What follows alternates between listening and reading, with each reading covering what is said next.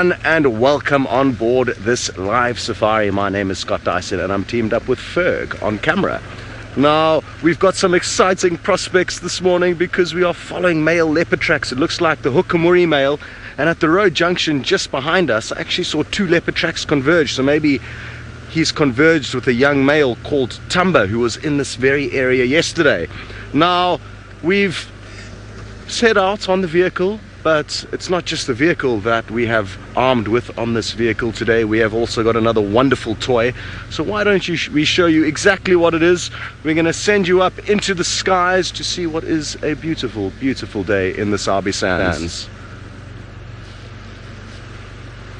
And as you can see, we have got a magical, magical morning here. The sun is yet to poke up from the eastern horizon, and we are seriously looking forward to a wonderful day out on safari. Now, this is my last drive here in the Sabi sands before going off on break, and thereafter I'm going to be heading up to the Maasai Mara. So those are some exciting prospects, but also quite sad to be leaving this incredible place.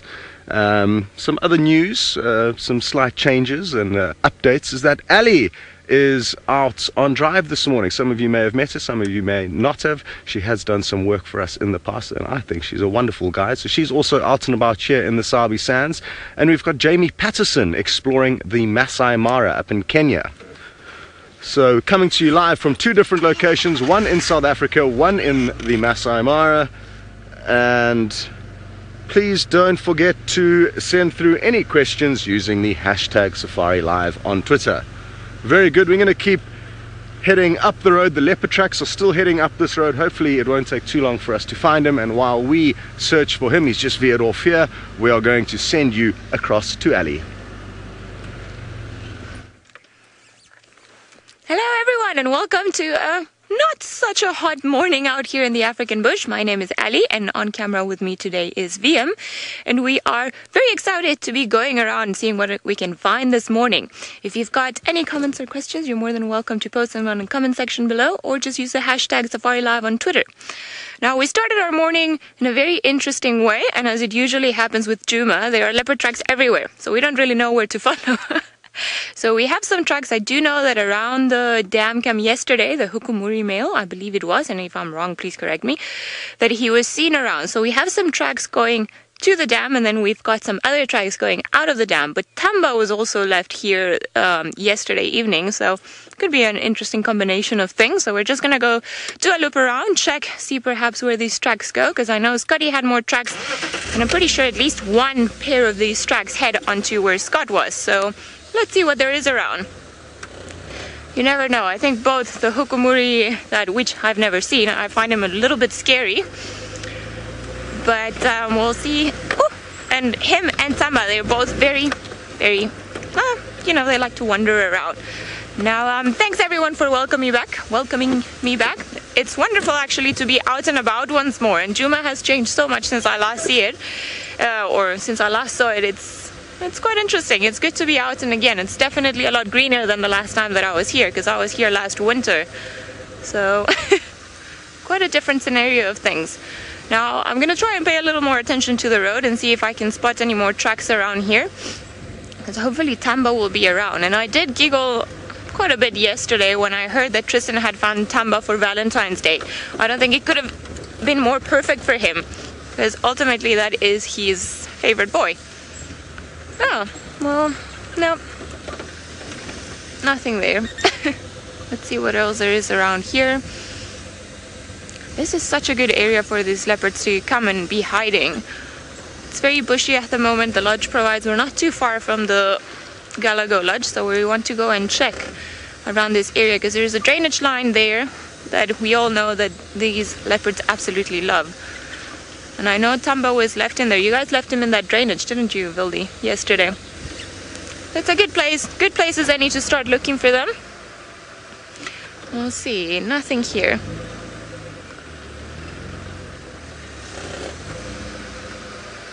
Jamu, you're wondering if there are any poisonous snakes in Djuma.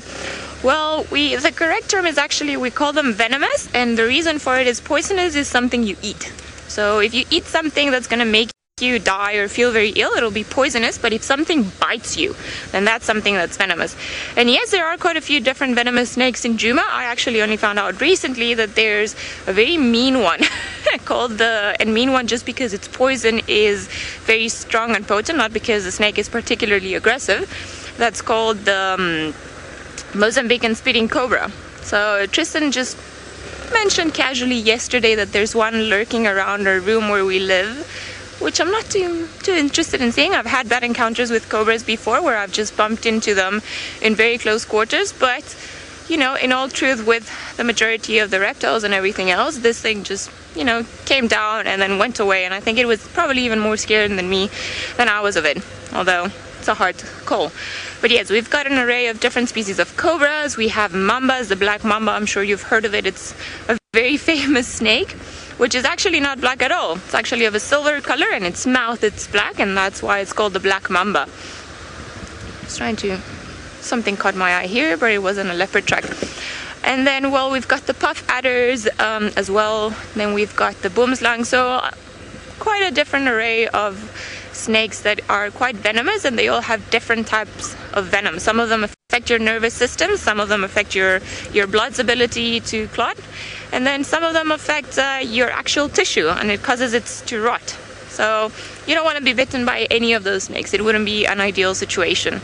Funny enough though, I haven't seen too many around here. I know the guides were saying that out and about they've seen a few, but in the human habitation, the spot where we stay, I haven't seen too many of them. I've actually only seen harmless spotted bush snakes, which is a very pretty snake. It's very nice and long, and it's of a bright green with bright green spots. So it's a very pretty one.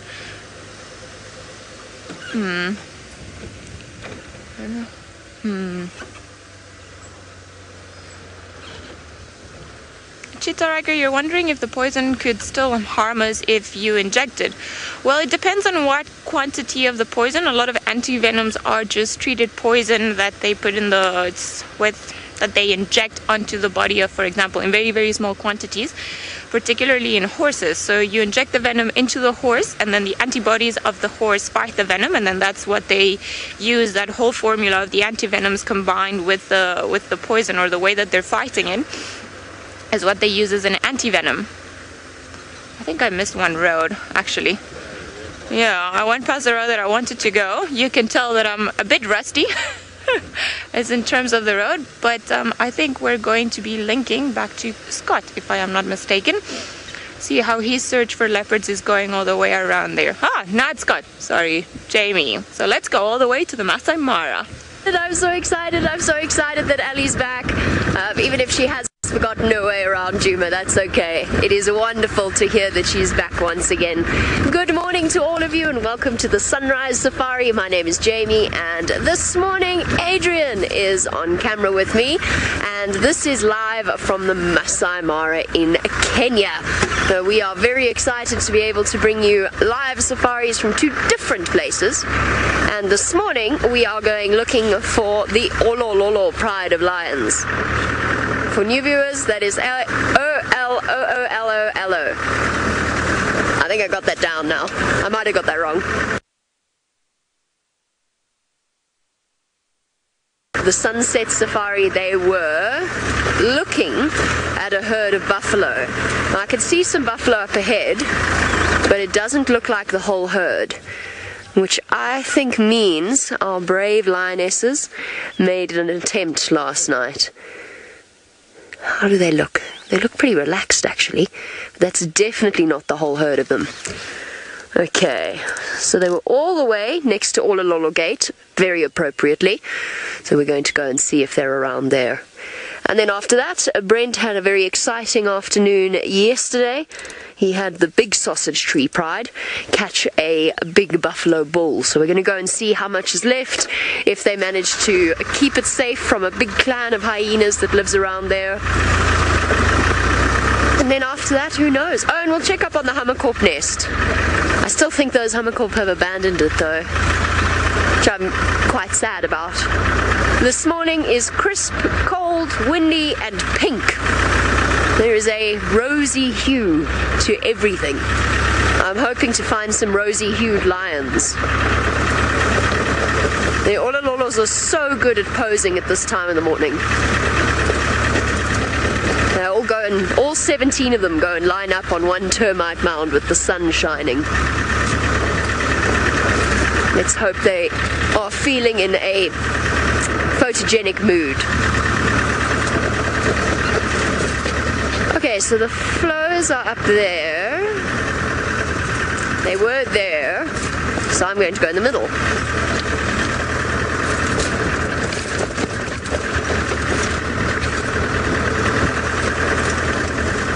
Oh, and by the way, on the topic of conversation on venomous and poisonous, one of the, without mention,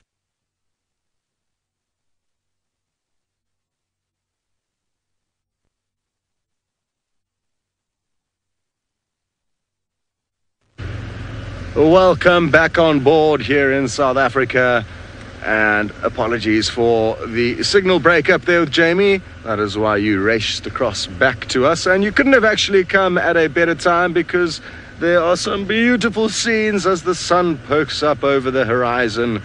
And isn't that a absolutely beautiful, beautiful scene? And you can see us driving around in the foreground. Hello, well done, Ferg. Great angle there.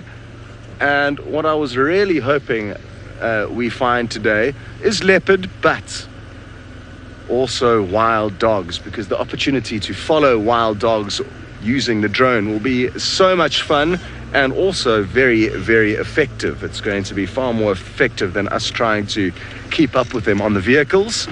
And there were some wild dogs to the north of us yesterday, so there is a chance that they could come back and visit us, and wouldn't that be wonderful?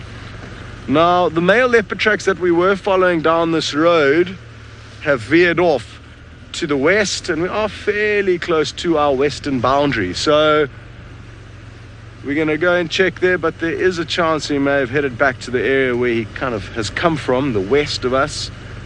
And I'm guessing it is the Hukumuri male, because some of you identified him. He was seen on one of the live dam cams last night, and it would be a kind of educated guess that it would be him moving through this area.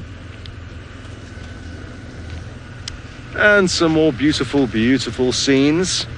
The one catch with the drone, not a catch, but I mean, we can only use it for about 20 minutes at a time. So we've only got maybe 4 or 5 minutes left before we'll need to bring it down. But fear not, there are 3 or 4 sets of batteries, so we will be able to deploy it again at some point in time. Wonderful stuff.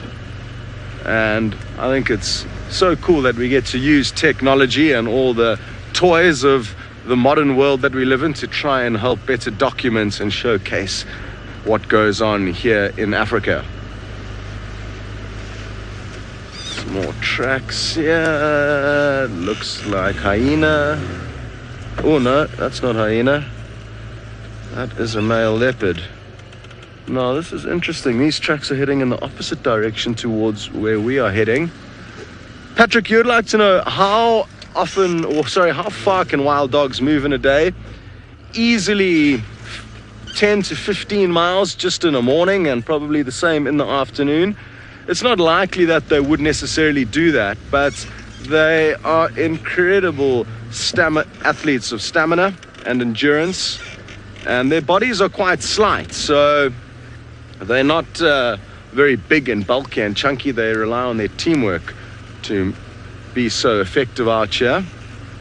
Now, interesting stuff. I'm not sure if these leopard tracks that we found, who they belong to, but they're heading in a direction that I really didn't expect them to be heading in. But that's good. They're heading deeper into Djuma. They are big tracks. I think that they do not belong to Tamba, and either belong to 2 big males, the Hukumuri male or Tingana. So we're going to stop at this road junction. He could have gone either way from here. And while we further investigate these tracks, we will be sending you back across to Ali. Seems like these leopards that we have all around this area are the wandering kind, because it could be Hukumuri, it could be Tamba, it could be Tingana. The only thing that we do know about all of them is that they like walking long distances, and then they can be in unexpected places. I mean, finding Tamba where Tristan did yesterday I must say, it was not something that we were counting on, but it was a welcome surprise. Now, we are in the area roughly where Tamba was left yesterday, and we're driving very, very slowly, trying to check for tracks, see if maybe he crossed this road. But I have a feeling that he probably went through the drainage line down to the dam, if he actually did go that way, as we haven't been able to come across any tracks. So if I'm looking down, I'm not going crazy. I'm just actually just looking for any possible leopard tracks. Rosinda, you're wondering which one is my favorite apex predator and why? I don't know. It's a tough call. I think it's normally a fight between who's actually doing something. So I think I really enjoy looking long-term the interactions and the dynamics that happen within a pride of lions, because it is always so unexpected. They will be settled in an area and it'll be, you know, they're the dominant ones and it's their area and it's their territory, and then all of a sudden new males rock up and then it's just chaos. So it's very interesting to see that. But the more time you spend with leopards, and when you're lucky to spend time with leopards, then you get to know almost their personalities and what they're up to and the little things that they do. So it's almost becomes quite interesting. And then hyenas, they just make me giggle. They're always at unexpected places, unexpected times, and then they do their own things. Hello, little diker. Well, I feel like that was long enough for a diker to come and say hello. It is about the second living thing that we've seen this morning. Well done, Vildy, for spotting it. With dam side. I don't hear them. So Vildy just heard some alarm calls coming from the pan that we just passed. So we're gonna go back there and probably have a little bit more of a look and see if maybe we miss something on the way here. There could be a possibility that Tamba is still lurking around this area. But I think I'm gonna make our entry in a spot that's probably a little bit easier rather than breaking Rusty all around. And then we'll see if maybe there's something there. Okay, well, I've just put myself in a tight spot. This was not a clever reverse. Was not counting on that tree. Come, Rusty. Alright, let's see. Maybe we'll get lucky with one of these leopards. Because we just literally just passed that part of the road, and I know this is where it was left yesterday, or roughly, so it's a good area. I know Shangila used to be in this area quite a bit. I've seen Hosana in this area. He used to use this area, so I'm pretty sure that's why Tamba, if it is him, knows this area. It seems like it's a very good hideout. There's a little pan, so it's perfect for leopards and other creatures. Where are you calling? Where are you, Franklin? Let's just go in a little bit further and we'll see what's going on.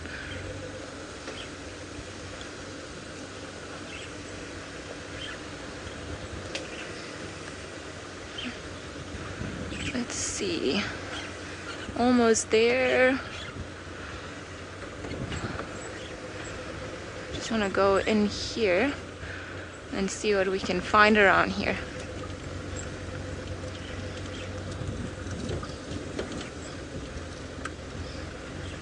Okay, we're getting closer to the calls for a Franklin. Now, how are we going to get in there? That's a bit of a different story. I think maybe around there, because I don't think we'll get through here. Now, it's not only good to hear the call of the animal or the alarm call, but now it's also trying to find a spot where we can put a car in. And I know Rusty is quite a good vehicle to be doing this stuff in, but I think there are certain things that not even Rusty can get through. Now, lots of hideouts, very good place for a leopard to be in. So come on, leopards!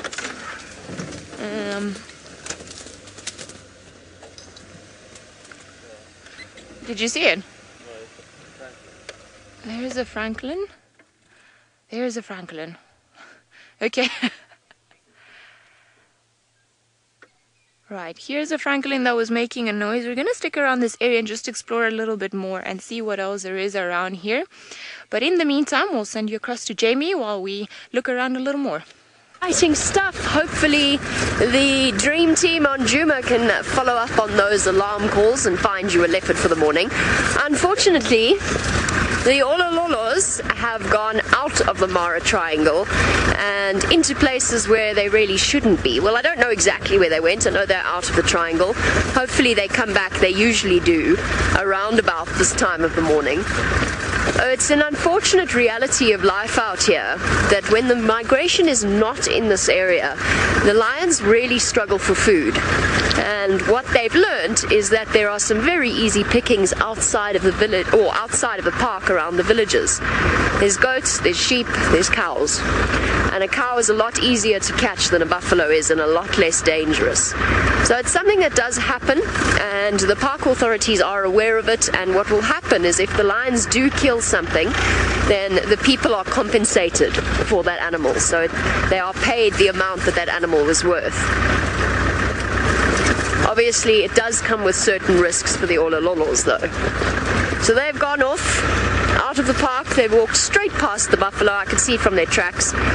They walked straight through the buffalo. Buffalo split off, and they went out. So we'll go and check up on the big sausages via the Hammerkorp nest, and then towards the end of the morning safari we might come back and see if they've popped back in. They don't usually stay there.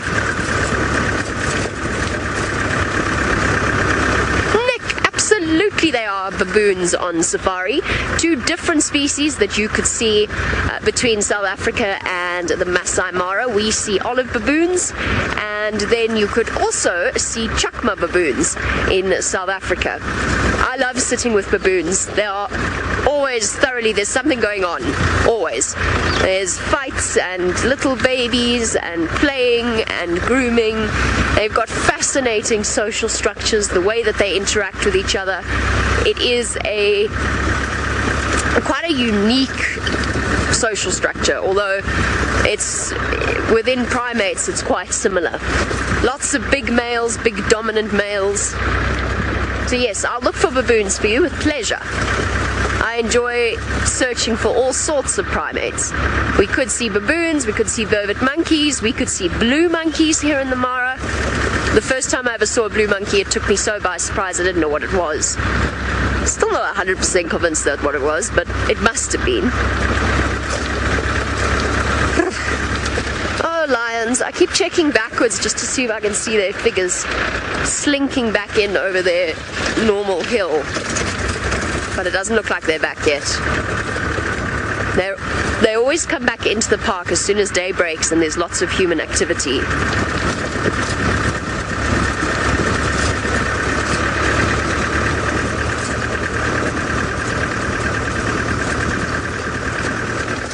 I'm sure you're curious to know how the leopard search is going. I want to just rush off this main road and get us to that lion kill. So while we race along, let's go and get an update from Scott. Okay, hurry along then, Jamie. Go and get to that lion kill. We would like to just try and show you the tracks from the drone. It's an experiment, and I'm not hugely confident that you will be able to see the tracks, but it's worth a try. And I'm just going to walk down this road and let Ferg do his business and follow me. I'm not going to be able to link away very smoothly, so when Nikki needs to rush you across to another vehicle, you may have a sudden jump there. But I'm going to take you down this road following the tracks and see how it all works out. So, Ferg's got the job of multitasking between the main cam and the drone, so tricky business, but we'll probably send you up to the drone shortly. The tracks are moving down the left-hand side of this road. Steaming hot, fresh leopard tracks. And come along. I'll try and find some nice ones in some sunlight where they'll be far easier to see. Sadly, this road is still in quite a lot of shade. And due to that shade, it makes it difficult to actually see where the tracks are moving. But if we move a little bit further down the road here, I'm confident we will be able to find you some clear tracks. We just need the sunlight to illuminate them. Now, interestingly, they've veered off this road. They're no longer on this road. So maybe he sniped off into the bushes to go and hunt something. I'm not too sure. Now, as I presumed, it was going to be very difficult to see those tracks. But I think I actually may have prematured and not chosen the best road to do it on. because like I said, when anything's in shade, it becomes very difficult to see the tracks. But a good experiment nonetheless, and I'm just going to keep quiet now and possibly let Nikki send you off to one of the others to see what they are getting up to.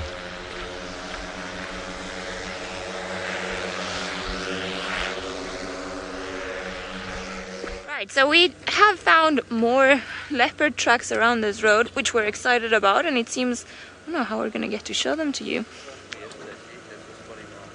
Yeah, this one's, but he didn't mark this one's. So this one seemed to be on top of everything. We're just having a bit of trouble discussing which tracks came first, because I see where Scott has marked the tracks from yesterday, and there are some more heading into this particular direction.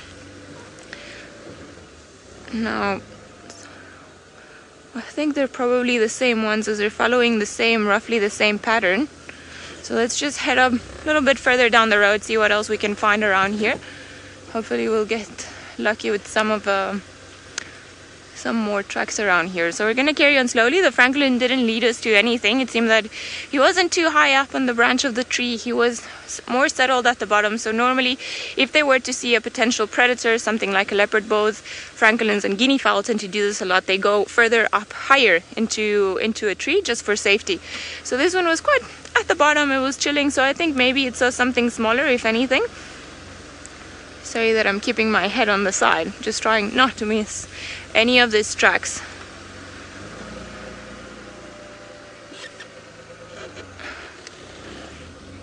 Mac, you're wondering if I've ever had any close calls with leopards on foot.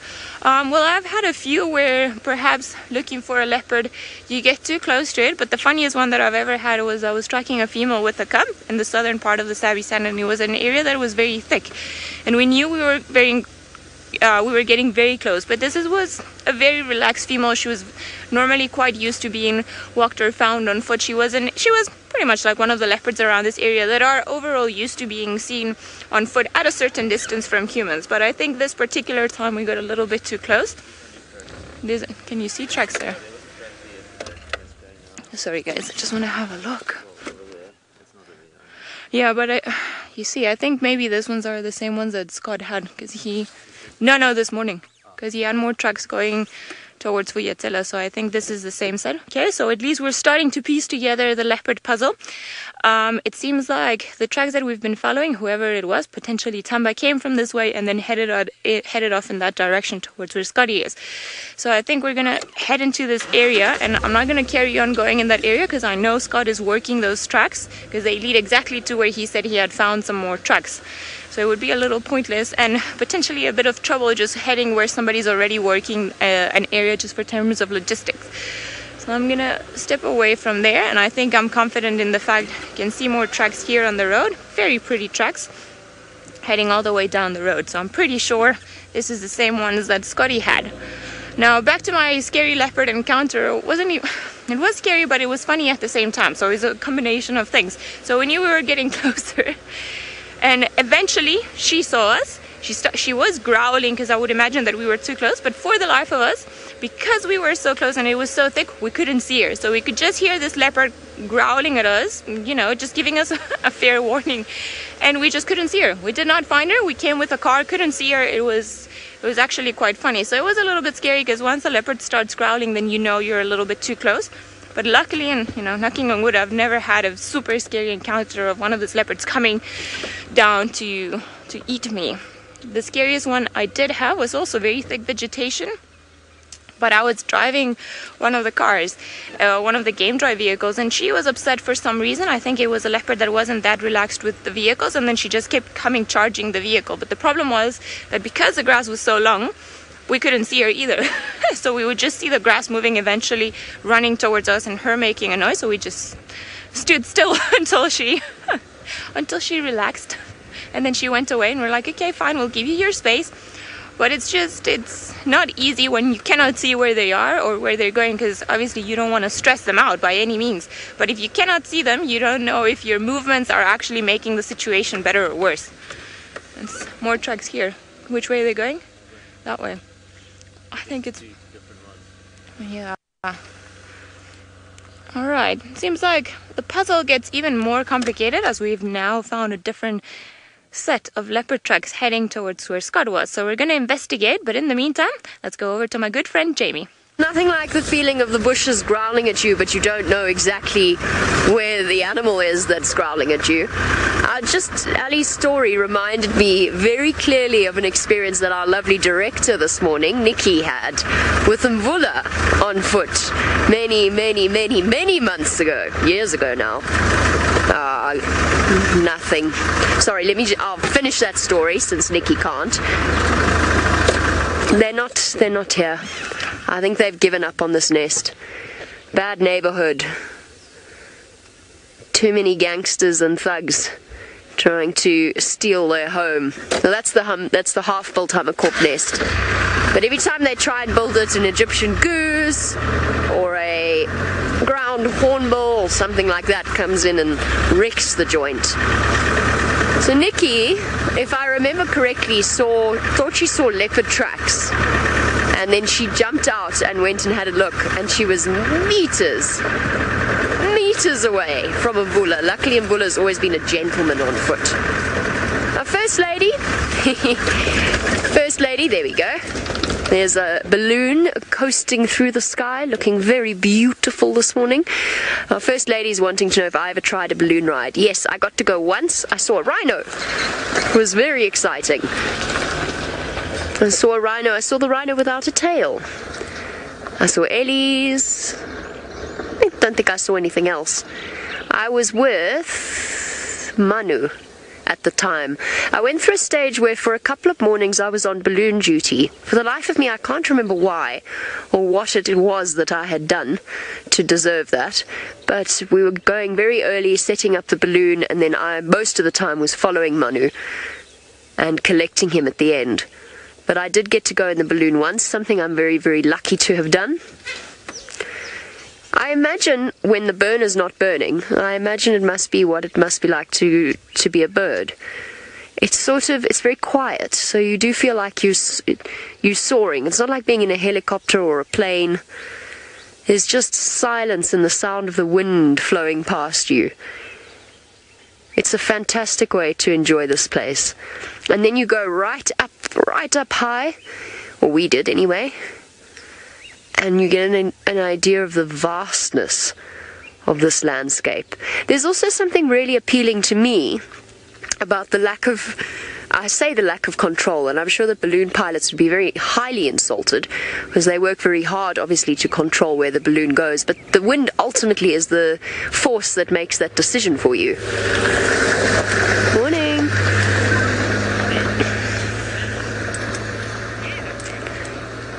Linda, there's no reason to be scared of them. The pilots are all very, very experienced.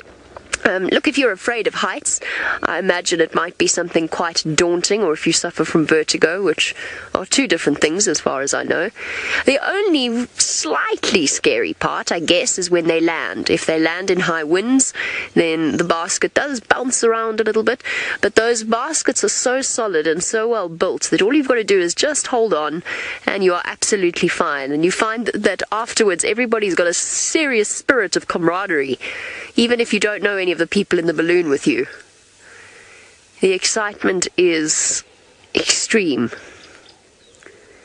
Shame the lady I was with in the balloon wanted me to help her to use her camera.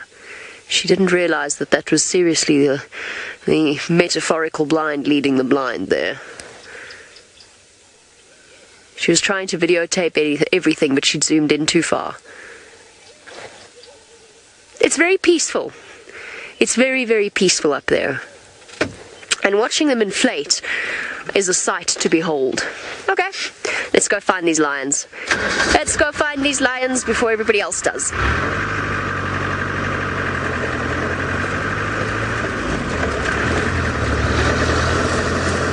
My hair is slowly unraveling itself into something quite extraordinary.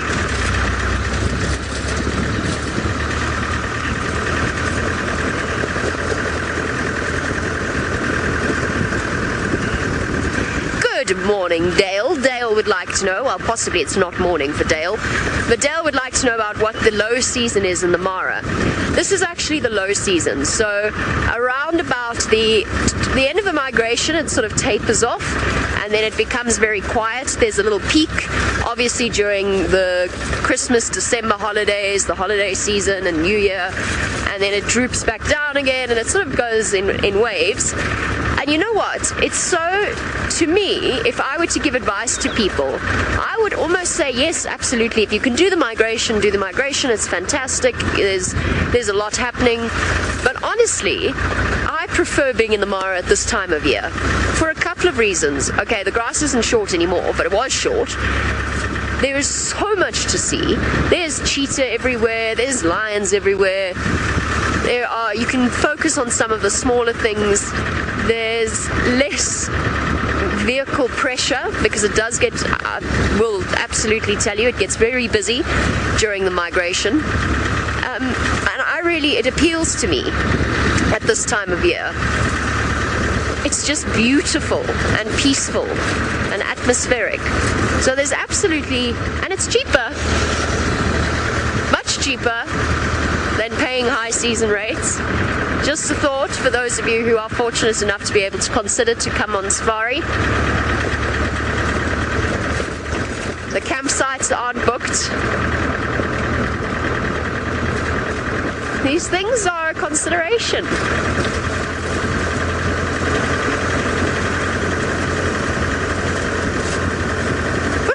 Okay, I'm nearly at the turnoff to get to this buffalo lion kill. It'll take me another 10 minutes or so to get there. Oopsie, there's a car behind me. Here I am meandering away. Alright, before I cause too much traffic, let's send you back across to Ali, who's bumbling about reacquainting herself with Djuma. Oh yes, I am reacquainting myself with everything else, but it's been a little bit tricky because I forget certain things and where certain roads are. But in the meantime, there is a very pretty elephant that's right to our right-hand side, which I'm very excited to see. He has been hanging around quarantine the past few days, making it a little bit hard for everyone that actually wants to come for a ride. There he is. Hello, boy. A boy, no doubt. Just doing what he's been doing all these days. He normally hangs underneath a marula tree and just eats all of the marula fruit. And I think this is probably the third time or the third day in a row where I've seen him in this particular area just feeding off of all the marulas. So somebody's being a little bit greedy and having a lot of candy. But marulas are very nutritious fruit, so I actually don't blame him for preferring to be around this area. Now, I don't know if you noticed, but before when he was looking onto this side, he's only got one tusk. Doesn't seem that it's going to get in his way from getting all those marulas, though. Acting a bit of like a vacuum cleaner. You see the trunk always on the ground, looking for marulas, smelling them, and then hopefully getting them, and then poof, off they go into the mouth. And I always laugh at this time of the year when seeing elephants eating marulas because they are quite funny. It's almost like they're popping candy into their mouth. Especially if they manage to get like a handful, then you'll see that they'll actually throw them into their mouth and be like, ah, yummy, and then they throw them back up. Now, not particularly uncommon to see an elephant on its own like we're seeing this now, although he is enjoying the company of some of the wildebeest herds in the background. But a lot of the times, young elephants or male elephants, they will become solitary and they'll just do their own thing for a little while, not too bothered with the rest of the elephants around. Luckily, this one is not bullying our current herd of wildebeest, as they're sticking around there. But if they came for the marulas, I don't think the elephant would be too happy about that. Elephants are not really known for sharing the resources, especially when it comes to yummy marula fruits. And one of the funniest things, since my return to Djuma, is that you can definitely tell it's marula season because every time you find elephant dung around the road, you will find the marula fruit just inside rotting away, which is great because it creates an ecosystem for a lot of little creatures. But it is just one of those things that you constantly see in summer. So if I do find one, I'll make sure that I show it to you. Now, he's not being too friendly, and he's always giving his bum to us. Always moving his tail, making sure the flies stay away. And I'm sure with all the rotting marulas, there are a few more flies out and about and normally annoy the animal. So that's probably why the tail is flicking oh so much. Are you done with this marula?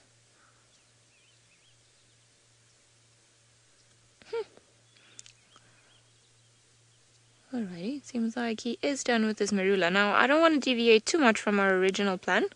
Was that a call? Because it seems like the tracks for the leopard that we were following earlier on do lead to where Scotty was, and I know he's having a bit of car trouble, so I would like to head on to that particular area and just carry on looking. We haven't given up yet.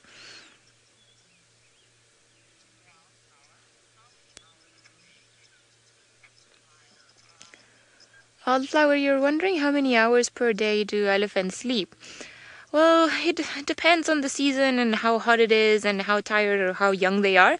But normally elephants won't sleep, or most of the animals actually don't have a sleeping pattern the same way that what we do.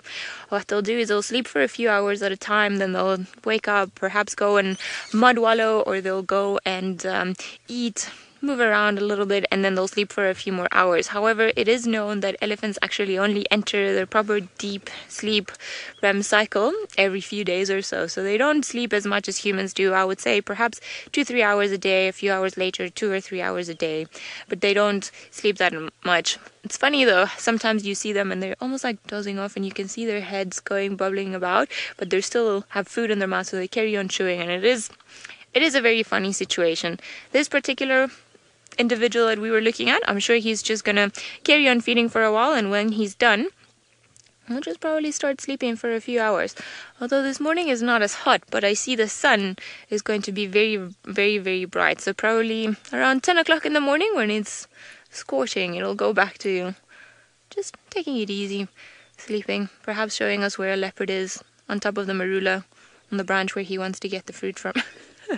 No, I'm joking. Although that would be quite interesting, having an elephant putting his trunk up only to find a leopard sleeping on a marula. Hello, boy. And there is something beautiful about them.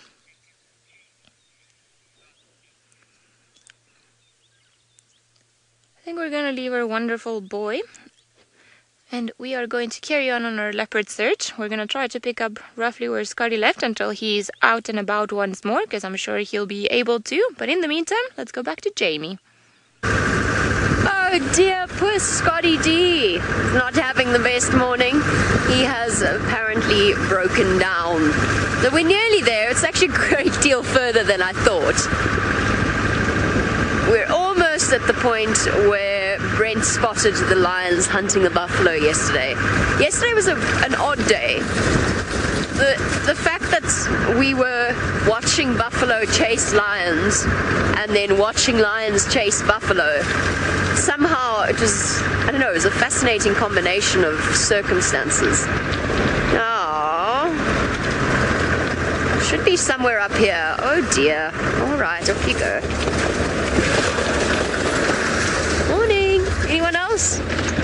Yes. Oh goodness. That's why I wanted to get off the main road. Off you go. Off you go. Ooh, Patrick. I'm going to have to guess as to how big the Mara is. I think our traverse area is the area that we can drive on. In other words, when we say traverse area, obviously, is... Thank you.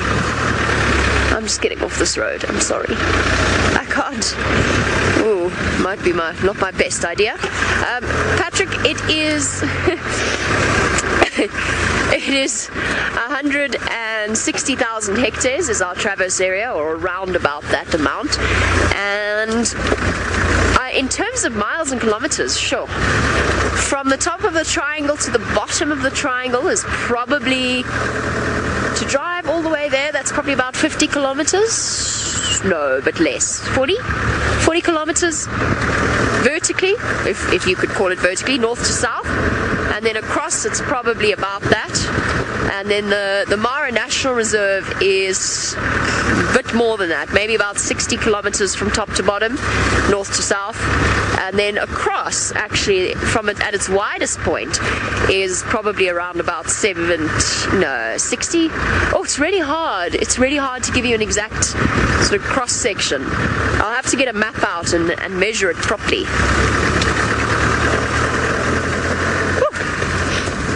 Excuse me.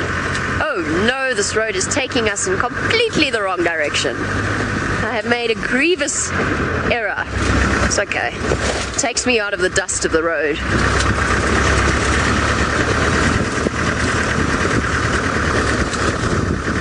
I never thought I'd say this, but it really needs to rain here now. Get rid of the dust.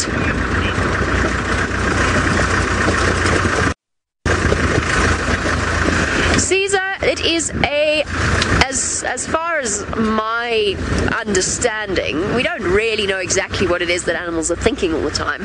As far as my understanding goes, it is a solely human preoccupation with following the footprints or signs of animals moving through an area. That of course is because, as you very, very clearly pointed out, we do not have the same sense of smell as an animal does. There's a combination of different factors. Let's say a lion pride is trailing a buffalo herd. They'll use the smell, they'll also use the sound. So their ears are much more sensitive than ours are, and they can pick up on the sounds of the movements. But when you've got a leopard, say, following another leopard, then they will be following the scent, especially if it's males or females marking their territory, or they will follow the sound, the territorial call, and make their way into the area. So it is something that, as far as we know, only humans do because we have to. We can't follow by scent. Imagine if we could. Now, occasionally we can sniff out an animal or a carcass. I think I see it. I see something.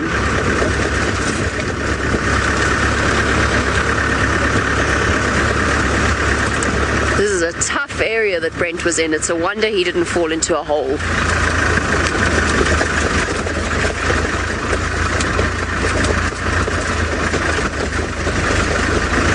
Oh, Dale, hands down the leopards that I've encountered while driving through the long grass when I can't see. It's absolutely when all of a sudden something explodes out of the grass and runs away from you. That is typically where the vast majority of my big frights have happened.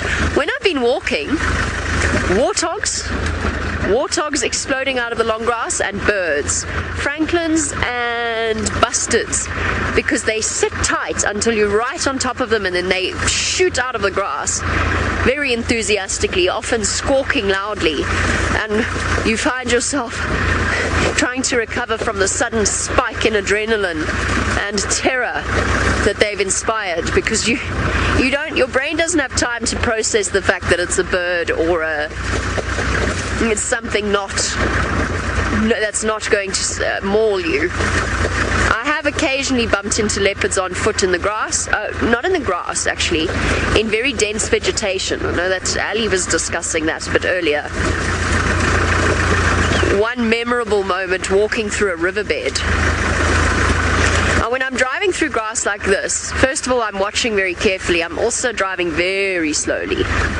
Very, very slowly to make sure that we don't inadvertently come upon something that we could risk injuring. Oh. I thought I saw it, but I think I was wrong. Somewhere here. And the grass is so long that it can actually hide a buffalo's kill.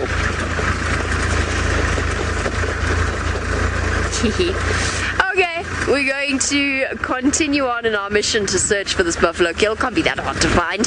Let's go across to Scotty D, whose morning is, well, not going as well as ours is.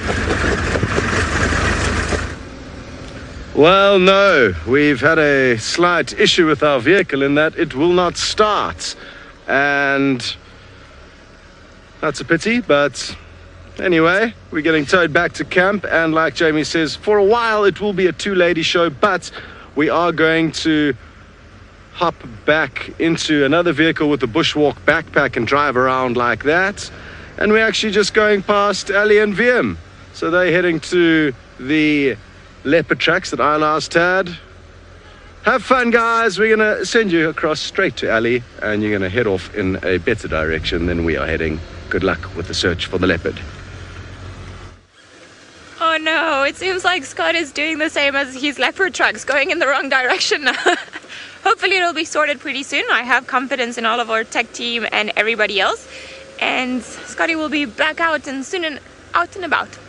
But in the meantime, we're gonna head to where he had those tracks, see if maybe we can follow up just in case his delay with the vehicle takes a little bit longer, because you never know. But we've been plotting about what could have actually happened last night and what's been going on.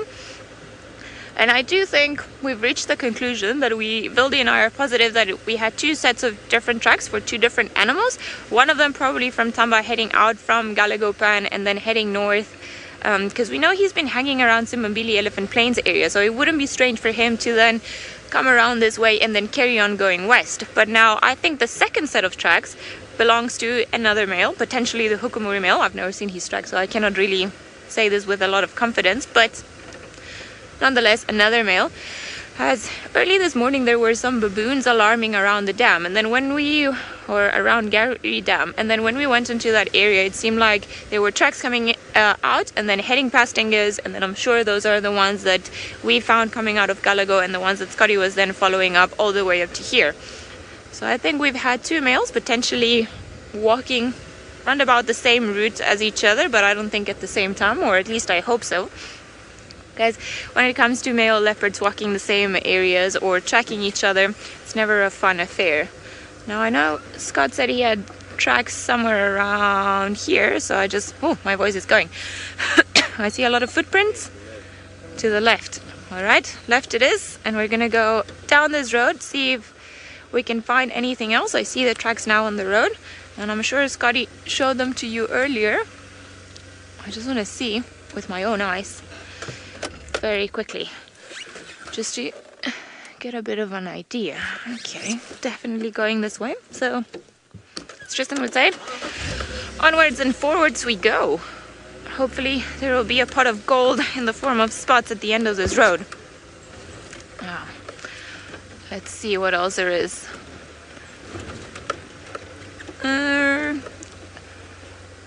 Lots of elephant tracks around this area. We're going to carry on going, see if perhaps we can come across some more tracks and see where these little creatures are going to be. But in the meantime, it seems like Jamie has found the first cat of the morning. Ali will find you your leopard, I have no doubt. We found the lion kill, which is, it's actually quite extraordinary. When you left us, we were driving straight at it, and we couldn't see it from where we were. We were less than... Oh my goodness.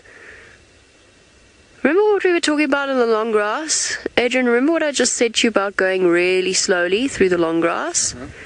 You want to look down and to your left. I saw her. You saw her? Yeah. I didn't see her. I just saw her now. I'm so sorry, girl. Peekaboo. We see you. Where's the lion, everyone? Because she's right next to us. Right next to us. I'm so sorry, girl. I didn't know you were there. We came in here so slowly. That's obviously why she didn't move. Imagine walking through this grass on a windy day. Can't see anything. And let's pretend there's no buffalo kill. Imagine walking through here. Imagine being a warthog walking through here. And she's staring right at us. I promise you, I'm not afraid of lions. I am not afraid of them jumping into the car with us. I'm not in any way afraid. But some basic instinct within me just got such a shock. She's okay though. She's perfectly relaxed.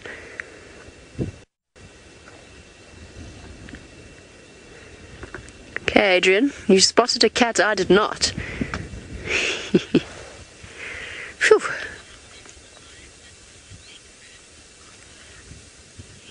Philly, that's actually one of the things I wanted to stop and check up on, and that's why I'm watching this lioness so closely. I'm actually going to move. She's giving me the heebies. Sorry, girl. Philly wants an update on the lioness whose neck was injured during the course of the hunt. And that's what I came to investigate. I wanted to see how she was doing. And I haven't seen her yet, and I'm just wondering if she's not the one lying off to the left of us. She's blinking droopily, like she wants to go back to sleep, but I'm going to give her some extra space. I'm not comfortable being this close to her, and I don't think she's 100% comfortable with us. So I'm just going to start up really slowly. Sorry, my girl. We're just going back, see?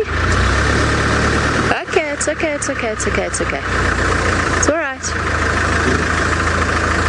No, it's watching us carefully. Oh, sorry, girl. Now we've got to do this all again, slowly, and get ourselves into a position that isn't right next to a lioness in the grass.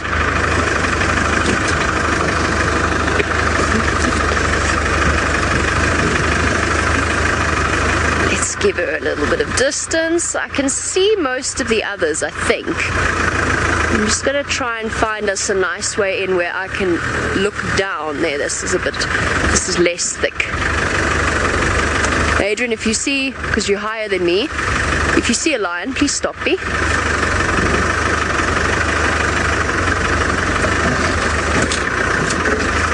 Or a hole.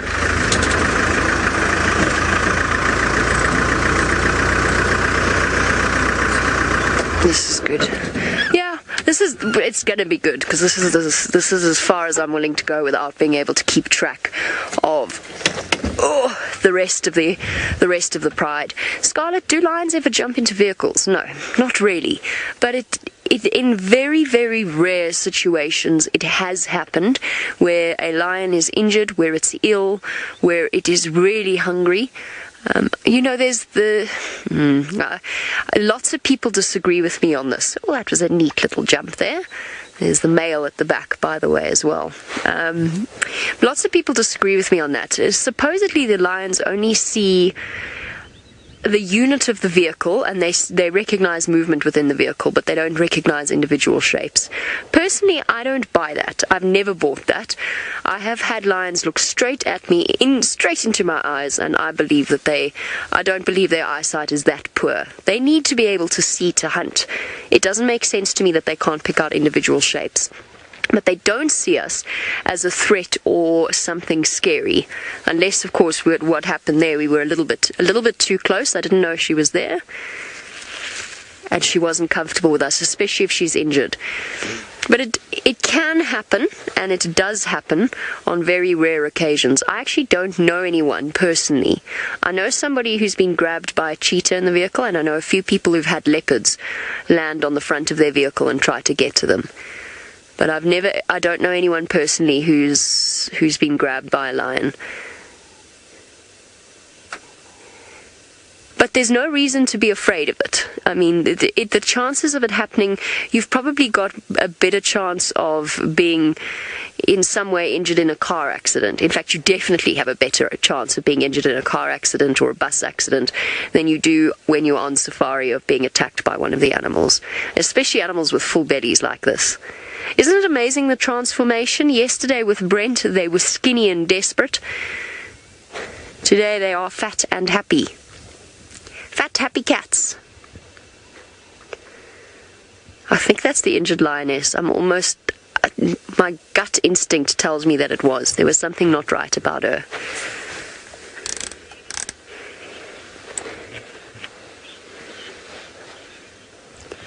First lady, yes, absolutely. There are parts of the buffalo that the lions will go for first. Not only that, but they will actually actively fight over. So when the lions first start feeding, they will tuck in from around the rear end or the groin areas, and they do that because that's where the skin is the thinnest. It's actually quite hard to break through buffalo skin. It's very, very tough. So they exert their energy they start by opening up the abdominal cavity.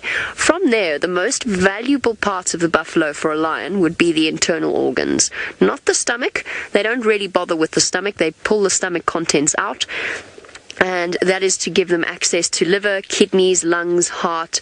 Those are the most nutritious part of the buffalo for them, and that is the part that they really want to get to and really want to eat. And you'll find that where a male is around, or a couple of males are around, bigger, stronger than the females, they will actually tuck in, they'll get those parts. And often you'll find there's some poor cub or some poor lioness stuck on the other end of the buffalo chewing on the nose, which isn't really the most appetizing part of the buffalo, the nose and the ears. Eyes also go very quickly. I'm surprised there's no vultures. I actually find it quite concerning that there's no vultures. I wonder where they all are.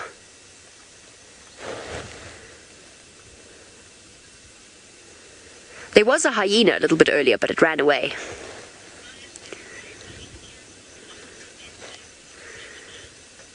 Tail. We've got the most amazing footage of lions. They're not relocating the kill, they drag it to a more suitable area. So essentially what I've found, particularly in the Mara, more so than you see in South Africa, because usually when the lions kill, they've got trees right next to them, whereas out here, they often kill right out in the open, and the shade is really far away. So now they've killed, they've eaten, they're hot, and they just want to sleep in the shade, but every time they go and lie down in the shade, something comes and tries to steal bits of their kill, which of course lions don't take kindly to, they do not share. So the end result is that they actually have to drag the kill to a shady spot, or at least close enough to a shady spot that scavengers are too intimidated to come and steal from them. We had the most amazing sighting, Archie and I. We sat with for a good hour or so, watching one lioness on her own, drag a zebra towards the shade. And she was playing, I don't know how you describe it, chicken, probably, with some vultures. The vultures would chase her, and then, not chase her, they'd run towards the carcass, she'd chase them, and then they'd all land a little distance away, and then they'd come running back in. And this poor lioness was trying to drag the carcass away, while the cubs jumped on top of it and basically just hindered her. Young male lions do not make life easy. I wish I could have set that scene to music. I'm sure there is a suitably comic classical music piece that would have accompanied it. If any of you are feeling brave, you want to do that, I'm sure that sighting is somewhere on the interwebs.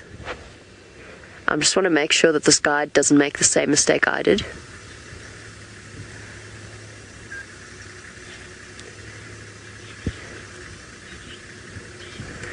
Okay, I'm quickly going to chat to this guy to let him know about that lioness in the long grass. And I'm going to send you across to Ali while I do. Sorry, I just had to stop him making that same mistake.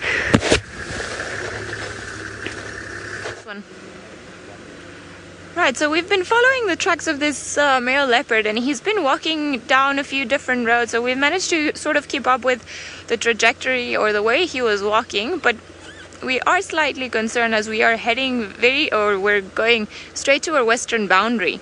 So at this rate, if he carried on moving at, set speed, he could have pretty much walked out of our traverse before we even have a chance of seeing him. So we've temporarily lost the tracks. Seems like he could have gone either to one of the two roads that we have on our side, but I have a feeling he would have probably gone onto this side. So I just want to check around the junction and see what else.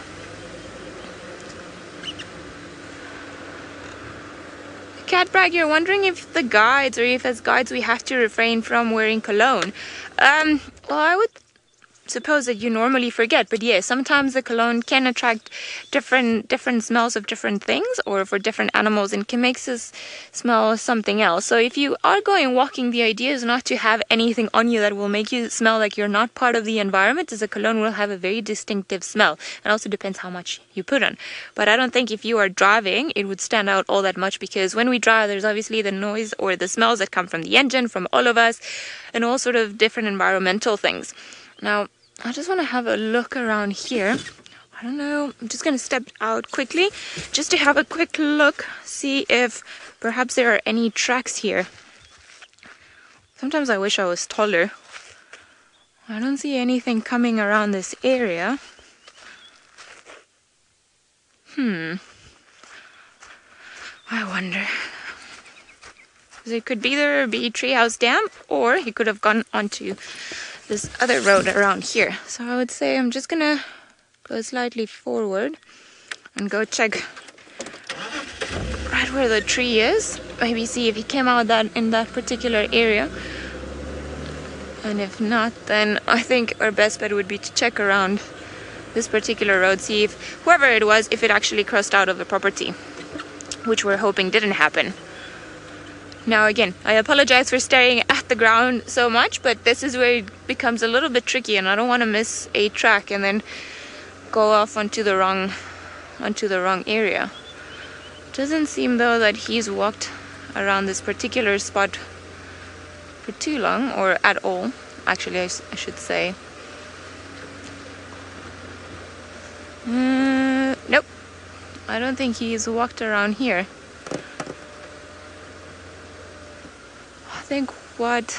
I don't know. I have a feeling maybe towards Treehouse Dam. What do you think, Vildy? The cut line. Well, we could. We are right here. It's probably a best bet. And we'll see what the story is.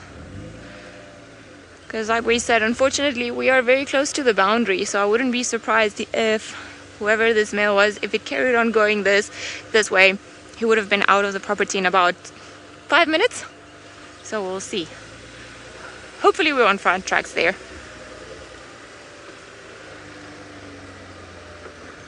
Dale, you're wondering if there are any birds that would only use another bird's nest. Well, there is a very well-known family of birds called the cuckoos that they do not make their own nest, but they actually parasitize the nests of other birds. So what this means is that they will go and lay their eggs inside someone else's nest so that they have to rear their chicks, and that way they don't really have to be bothered all that much raising their own. So it is a bit cheeky of them because they have very little in terms of the parental... I thought I saw a track, hang on. In the parental involvement, and they just leave it up to other birds to do their job for them, which is quite lazy of them, I would say, but also very clever because they can just spend their time doing other things. Now there's a squirrel alarming.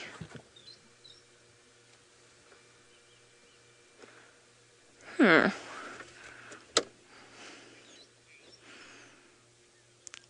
feel like animals are playing games with us, so we're gonna head straight onto the boundary, see if perhaps that's where the squirrel was, because now everything's getting a little bit more complicated as we really want to see what's going on.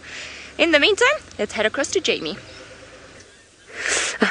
I know that feeling very well. I'm sure that Ali will be the winner, provided, of course, her leopard hasn't gone off the property. So we're still with our lions in the kill. It's unfortunate that, well, it's not unfortunate.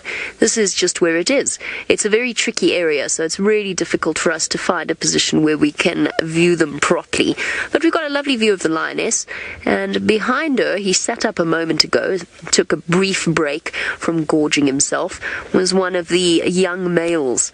I was watching them yesterday. They were not very helpful at times.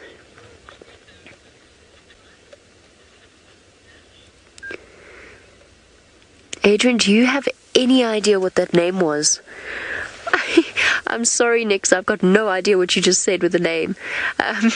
Aren't there any cubs with this pride? Not that I'm aware of, but I'm not 100% sure about that. Frothy stash. Frothy stash, like what you get when you drink a frothy cup of coffee. Frothy stash. I think I got that right. That's wonderful, thank you. Okay, so frothy stash. I like that. It's really...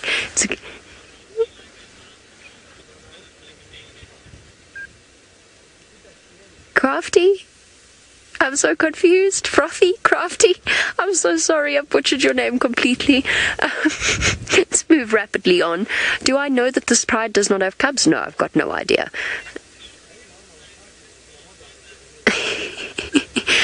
Nikki's laughing at me. Crafty with a C, not frothy. I thought it was frothy stash, like what you get when you drink a cappuccino, without being ladylike. It's entirely possible there. I haven't managed to do a proper head count. As far as I know, there are 3 lionesses in this particular grouping, possibly even more. One of them has got a kinky tail, the kinky-tailed lioness. Now, I haven't seen all of the individuals. The lioness that we're looking at the moment definitely doesn't have suckle marks that we would associate with young cubs, but if she's the mother of those young males, then she wouldn't, because she wouldn't be ready to fall pregnant yet. She'd be coming close, but she wouldn't be ready just yet. She's still in the process of raising those young boys.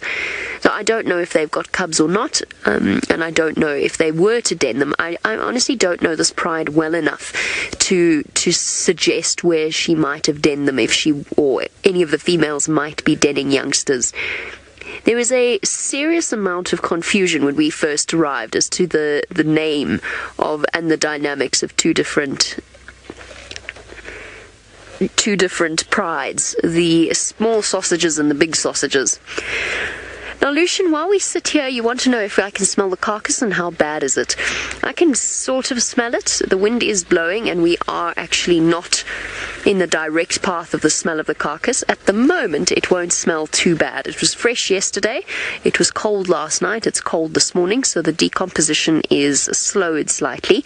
And it just smells like, to be honest, it just smells like fresh meat. It doesn't smell too bad at all, and the grassy smell of stomach contents. Give it a day, and I would say that it's going to start being particularly pungent. I still think scratch and sniff books.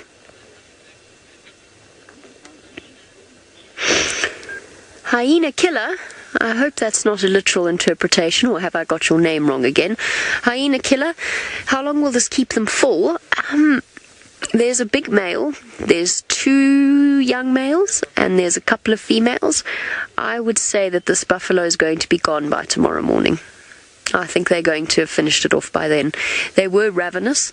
There is still a fair amount left around the shoulders, but I think that by tomorrow morning they're going to be possibly still in the area, possibly finishing off the last scraps of it, but that will be it. And then from there, they'll probably take another 2 or 3 days before they are really desperate to kill again.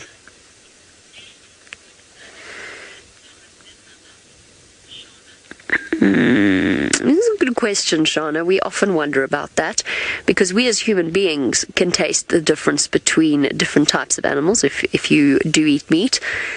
I don't know if the lions taste the distinction between a buffalo, say, or a zebra. I do think that they probably prefer eating young animals, to be completely honest, because they get the variety of the bones as well, because they can actually eat the bones of young animals. But I don't know that they're not really geared towards having a sophisticated palate any more than, because essentially they will eat even rotten meat if they need to. They will still prefer fresh meat over rotten meat, but they will eat rotten meat if they have to, and they don't get sick. Whereas I think that essentially a sense of taste is something that will have developed where there's a risk of poison. For example, for primates, eating certain types of fruits, or perhaps eating certain types of bulbs or tubers that might actually cause them harm. So I don't necessarily think that the lion's sense of taste is all that refined. Usually that you'll find that where space in the brain is concerned, and of course it's the brain doing all the interpreting, you'll probably find that they've got areas that are far more devoted to a sense of smell, a sense of hearing. But then if their sense of smell is so sensitive, maybe they do taste the difference. Maybe they just don't care. Maybe they do taste the difference, but they just don't care. It's an interesting question. We don't really know how they experience their world. What do you think, boy? You enjoying the spoils that from what little I watched yesterday, you did not contribute. Well, you did, but not to the same extent. Okay, I think we're going to sit here for just a little bit longer, and then we're probably going to leave our sleepy lions. There's no scavengers, there's no chance of anything changing other than them feeding and sleeping. But while we sit here patiently, let's go back across to Ali as she explores Djuma solo. Yes, and we've also had to develop our patience game with leopards just to try and find out where they've been. So it doesn't seem that it's crossed out. We actually bumped into one of the vehicles from another reserve just on our southern boundary, and they have no reports of any leopards crossing from our side to there. So hopefully it'll be here. Now, the tricky part is that if it is in this area, it is a very, very thick area, and it's not particularly easy to try and find anything around here. But it's still early. You know, we've got a good feeling about how things might develop, and we also know that Scotty's on foot, so maybe he'll find another surprise one for us. Now, we think because of the loop that this leopard has done, maybe he's gone for water towards Treehouse Dam, so that's actually where we want to go and check. Hopefully he'll be somewhere around there, and if not, then well, maybe we'll bump into something nice along the way. Maybe an unexpected leopard, an unexpected lion, and more things as they develop, so we'll see what's going on. And now it's getting also a little bit hotter, warmer, so that'll be a good thing for leopards to stop walking around. Hopefully he'll sit still, whoever he is, just for us to find it. But not too flat, because then if it goes really flat in this particular area, we won't be able to see it. Let's see. Let's see. Whoops. Taking out. Trying to hear what the updates have been on the radio, just to see if I'm missing anything, as there seem there are also some other lion tracks around this area, but we'll see. Seems like not too many things have been going on.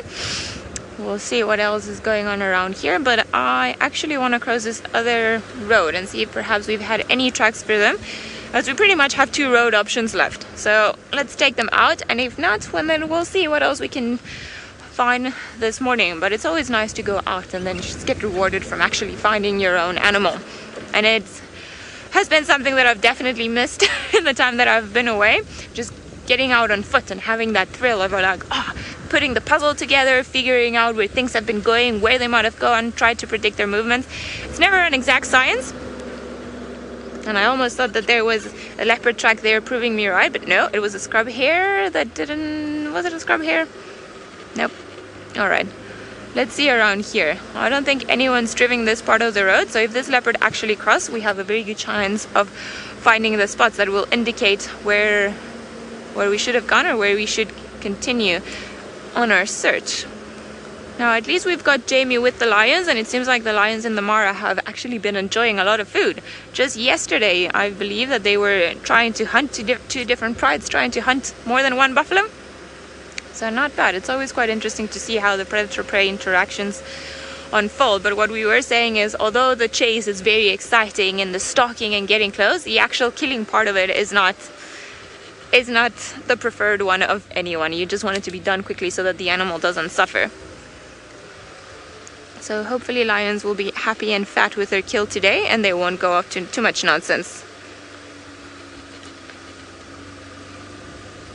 Tristan, you would like to know if that baby buffalo is gone already? No. So the baby buffalo is still there. So our plan for the morning is, if we do not manage to find this new male leopard, just to put the mystery together and figure out what's been going on, then we will definitely head towards to Hosana and see what's been happening around there, because yesterday evening he did return much later onto his kill, because he still has some buffalo left to eat. So we're going to keep that cat in the bag for now, because like I said, it's always exciting to perhaps find a new one and see what they've been up to. So in the meantime, we've just been tracking this also to try and let more vehicles rotate through and everybody have a look, so that we can then go and stay a little while longer, hopefully, because everybody else would have seen it for a little while. So he is still in our minds, and we still want to go see what's been happening, but let's just see. Seems like Scotty has managed to make a plan to go out and about, and I'm sure he's going to be after a new animal. So let's go find out what his new plan is. Hello everyone, we are in another vehicle. It's got no brakes, but we're going to take a chance. And some exciting news. I'm not sure if Ali heard on the Game Drive radio, which I will have open and you may hear at some points in time, which is something you won't be used to. There's some lion tracks and they're heading in an easterly direction. They're on the center of Djuma at the moment, And one of the Djuma guides, Aubrey, is busy following up there. Hold on, Ferg, I'll try and slow us down with... No, not too well. So there are some lion tracks. Ferg is doing a very good job trying to keep as stable as possible.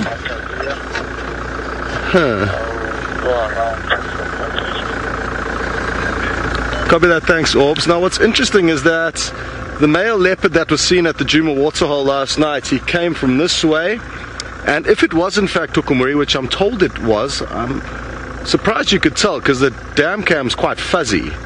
But his tracks come from this direction, and if it was in fact the Hukumuri male, that means that he's heading further and further east into Djuma, and that means that obviously Tingana is not putting up much of a fight, or at least not that it would appear, just judging from the way Hukumuri is pushing deeper and deeper, and we haven't seen any sign of Tingana here trying to protect his turf.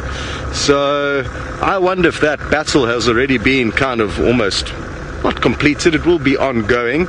It'll be an ongoing affair, but I'm wondering if Tingana hasn't submitted to him, and now Hukumuri is just slowly pushing further and further into Djuma. And if that is the case, it means two things. Either Tandi's cub is going to get killed, or she's just going to move further and further away from Djuma with it.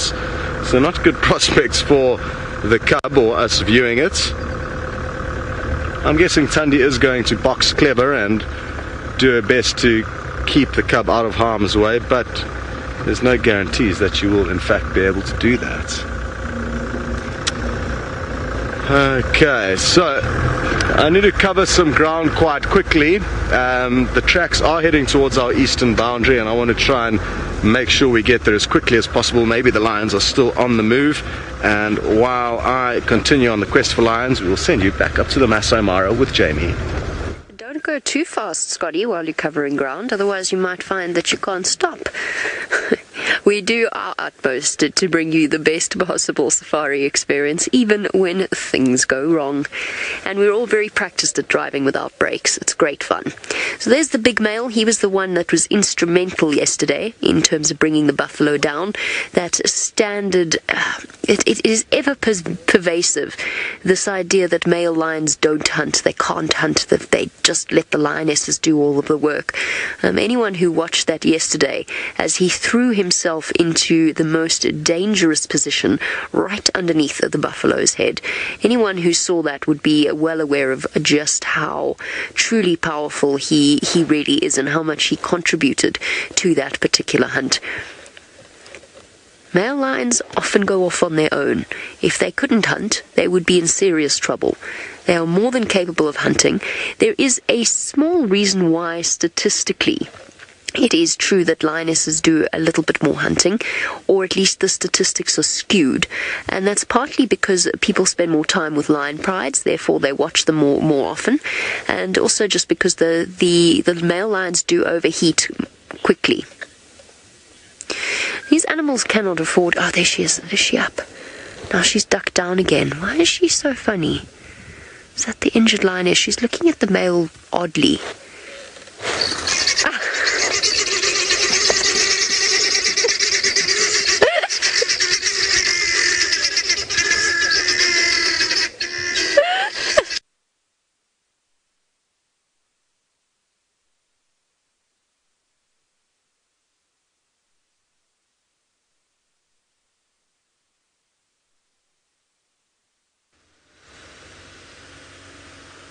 Seems like the lioness is busy chasing everything, gremlins included, so hopefully Jamie will be fine after this surprise attack from all of them. We have decided to come back onto where we last had the tracks. I think this is it right there. This is a hyena track. No, this is a leopard track heading that way. So I think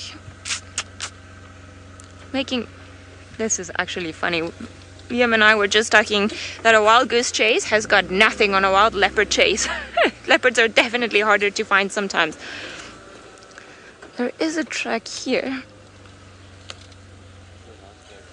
You see him as well. Oh, good. I hadn't picked them up here. I just saw the difficult one. Woohoo! Alright, as you can see, there's the big round one. That's the elephant track. And let me just go out and point out the leopard one. So there's, I don't know if you can see them, but there's two. That one's no good. Okay, well, I'm just trying to find the previous one to those ones, which funny enough now I cannot see. But they're definitely there. So the elephant tracks are here on the right hand side, and then the leopard has been walking down pretty much in between this side of the road and then the middle part of the road where the ground is a little bit harder. So last tracks that I can see are here, and then the other track that I spotted is just a little bit further down the road. So it seems like it's almost veering a little bit to the left, but we've checked around that area. Definitely nothing that we can see there. So we're going to go back onto that same junction, and then perhaps, I think, go check that area, which is the only one that we haven't checked, and also, well, being very careful to see what else there could be around here, because like I said, leopards in a wild chase, it's always an interesting one. And it is starting to warm up.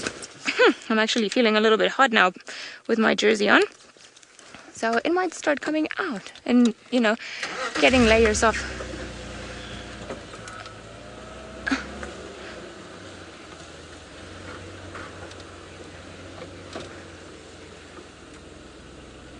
So we have an update from James Richard saying the Hukumuri male was actually even vocalizing yesterday by the dam cam, which is very bold of him. Vocalizing is the main way of pretty much calling for, well, not directly a fight, but advertising that he's now decided that this particular area is part of his territory. Because when they vocalize, it's normally a way of saying, this is mine, this is mine, this is mine. And it's a proper and direct threat to Tingana and all of the other young leopards around here, because now that he's feeling confident enough to start vocalizing, that's when interesting things are going to be happening.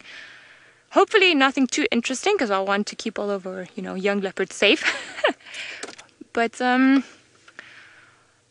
we'll see. I just want to check some tracks on the road, so I think we're going to link back to Jamie, see what the lions are going to do now. Hopefully they won't chase more gremlins her way, and she'll be able to show us something else. I'm so sorry, everyone. Just listen to these guinea fowl.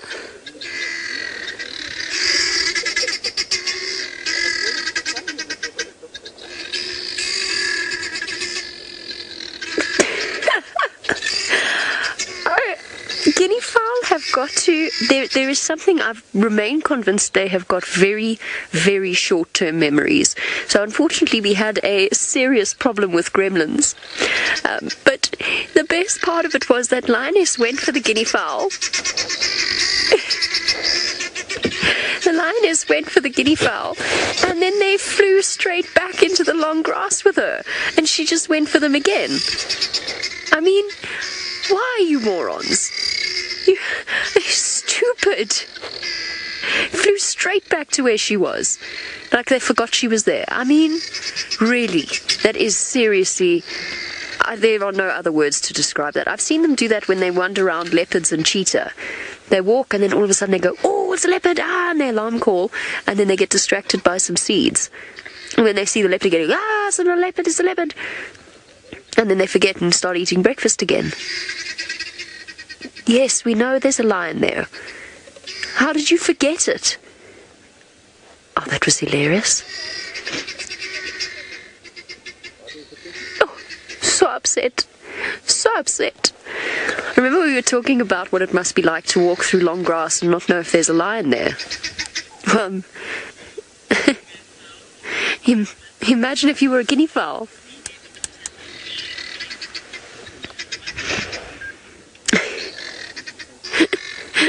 It's so funny. Jasmine, will a lioness be able to hunt if she's pregnant? Oh, that's actually what we were talking about before that whole drama unfolded. We were talking about male lions not being able to hunt, and I was about to segue into the fact that none of the predators can afford to not be able to hunt. And so, yes, absolutely. If a lioness is pregnant, she will be able to hunt right up until the moment before she gives birth. So until she's about to go into labor, she will be able to hunt.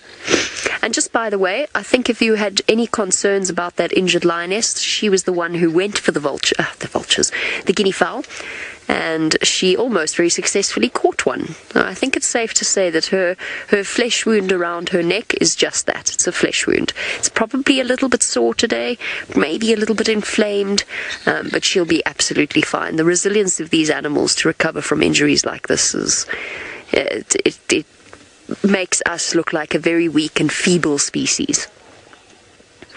She's in there somewhere, but unfortunately I have now set the standard as to where all of the vehicles around the sighting have parked, and I'm not going to change that. I'm not going to go shift around and get any closer to improve our view. That was so funny.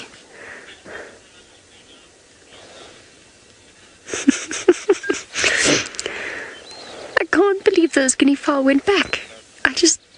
I mean, really? Okay, Scarlett, so will this grass remain long all year round? No. The wildebeest will come through this area around about July. It usually takes them a bit longer to get to this part of the triangle, so possibly around about August, and they will come through like a million lawnmowers. And between them and the zebra, they will completely flatten this grass. There are certain areas where the wildebeest on the migration don't spend as much time. This is one of those examples. And so you might still find that the grass actually has some longer patches in certain areas. And that's actually how grasses have evolved. Grasses have evolved to be grazed. It's part of their natural life cycle.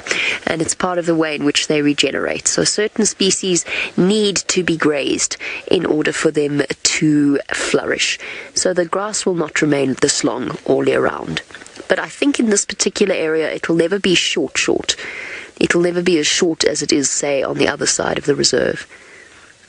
The wildebeest actually spent apparently an excessive amount of time in this northern part of the triangle last year. That, of course, meant nothing to me at the time because it was my first migration. But I was told by people who are here year after year that it was unusual.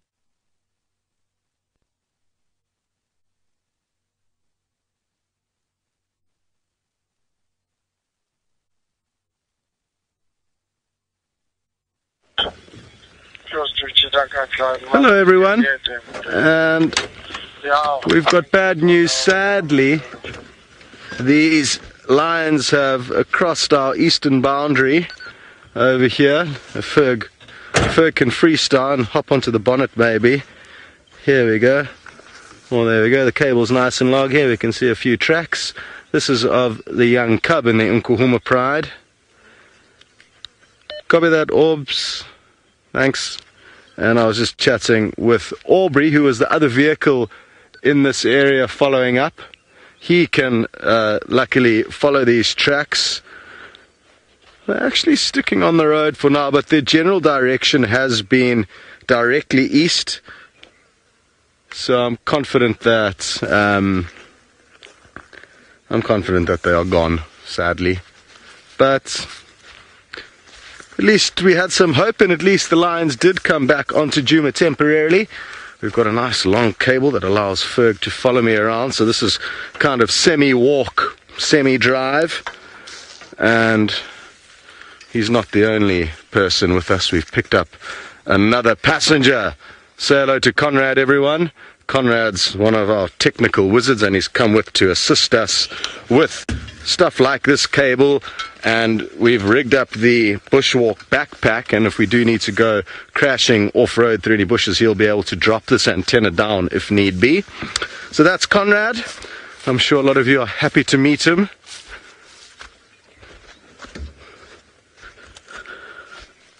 Oh, my sunnies are on. Whoops, forgot about that. And sorry, next there's obviously some problems with my comms. Nikki's been trying to tell me that my sunnies were on. It's quite a bright sunny day, so it's quite nice actually to have them on.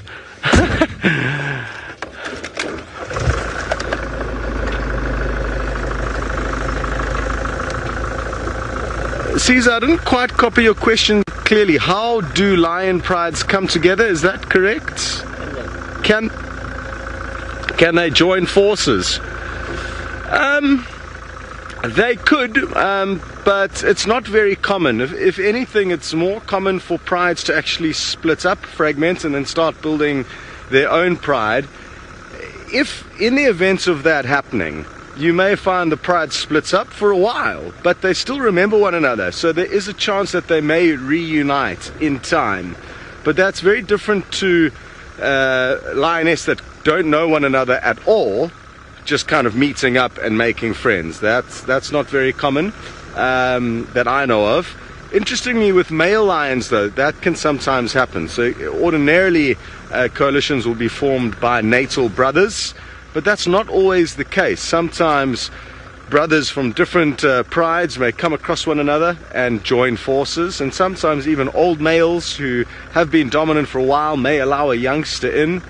So the males are, I think, a little bit more accommodating than the females when it comes to joining forces with randoms, with lions that are not of any kind of family ties.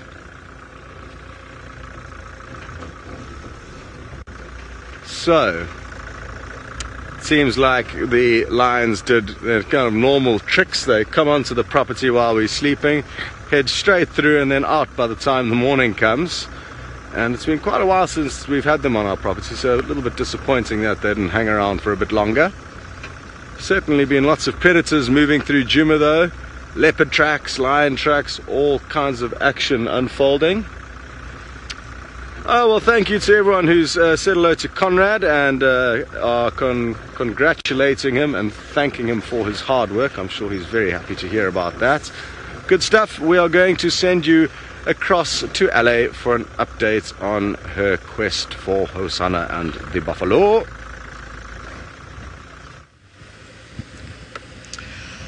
Well, before the quest for Hosana and the buffalo, I think the other cats that have also been walking through Djuma have been playing tricks on us. We have a bad feeling, to call it somehow, that this leopard actually walked out. So we were not too sure, because he could have walked through the block and it seemed he was quite erratic in his movements and moving quite a bit. So at one point we were getting really excited because the tracks were really fresh and we were on top of them, but sometimes, as Vilde said, leopards hear us and then they veer off and then they wait for us to go and then they come back. So we've tried to backtrack ourselves, make sure that we were on the right path, but seems like not really. So we're going to head down and start making our way towards Chitwa area, and obviously we're going to go for the Hosana mission, as Scott would call it, and then we'll be able to have a look at Hosana, see how he's doing today with his little buffalo. Still quite impressive that he managed to catch a buffalo, mainly because normally where there's a small buffalo there are a lot of big buffalo.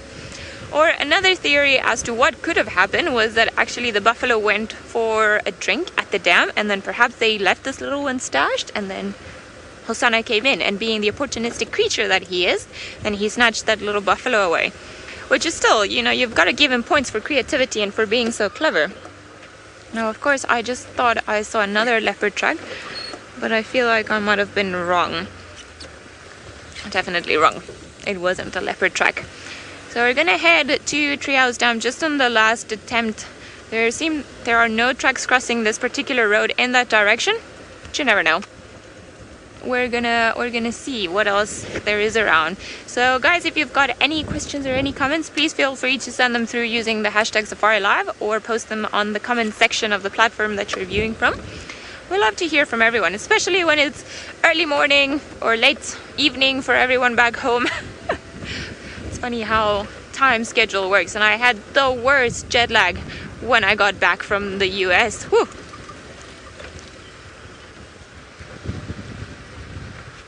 Caesar, you're wondering what the difference is between a leopard and a panther. Well, panthers are defined by some as a melanistic leopard. In certain areas of the world, you can see them a little bit more, perhaps in areas like India is where they've been documented a little bit more. But a melanistic leopard, that just means that it's very much like a leopard, but instead of having the coat and the spots, it's actually all black because it has an excess of the pigment called melanin, which is what gives it its dark color. Now, if you were to look at a panther against the sun, then you would probably see that it's got also all those spots and rosettes, as we call the leopard spots, in its coat. So that's pretty much the difference. They are same but different, as we would define them in a very non-scientific way. They do share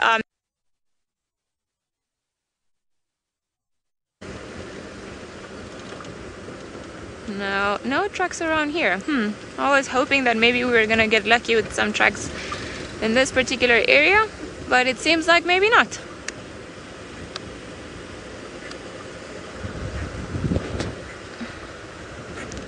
Atomic Orange, you're wondering how we avoid driving on small animals. Well, it depends on the animal, but normally if they cross the road, it's very easy to spot them. As you see, the road ahead of us is lighter in color, so even if a little insect walks through, then we are able to pick it up and see what it is that it's going on. And you cannot really go that far, so that gives a lot of time for little animals just to move off from the area if you're coming across us, or for us to avoid them if we are getting too close. So normally the idea is to try and not disturb any living creature, doesn't matter if they're big or small, for us then to be able to enjoy their company and just see how they would act in their normal environment with us, without us around. Because it's one of those funny things, actually. Like, we prefer when they ignore us, which is not normally what we would prefer as a human. I think most humans don't like to be ignored, but we love it when animals ignore us, because then it means that they're relaxed and they're doing their own thing and not particularly bothered by us. A bit of a, I'm not sure how to put it, an axiomatic thing, something that makes absolutely no sense for a species, but it makes complete sense for us and the rest of the other species around.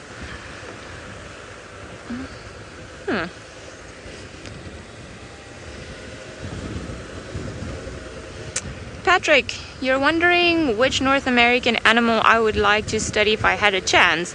Well, I think there are two that actually, there is one that's always been my main interesting one, but I don't know if we can define it as North American as a continent. Polar bears would be one of them. So technically you get them around the northern parts of Canada, so that would be the North American continent. Would love to see a polar bear. Now, I've been trying for years to get myself all the way up there. However, the trips to go see polar bears are quite expensive, and it is very far away from South Africa, so I haven't been able to study them. And funny enough, I've never seen a bear. Would love to see a bear and see what their social structure is like, their movements, what they get up to, and all these sort of things. And then another animal that I would absolutely love to see, it's the Florida panther, funny enough, that's how they call it, which is more like a puma, and bobcats. I find bobcats absolutely, it's almost like a big fluffy cat, so I would love to see a bobcat. Just because maybe they'll remind me of some of my cats back home, you know, in a mix between a lynx and a fluffy teddy bear. Fluffy things, pretty ears. A Canadian lynx with giant feet. That would be also, because I don't think I would ever see that again. That would be very interesting. Canadian lynx with giant feet. I suppose, you know, like a pink polar bear would also be on top of the list. That would be very interesting as well. I think those are the main two. Those are the main two that I would like to see, but I think polar bear is winning now just because it's been on my bucket list for so long.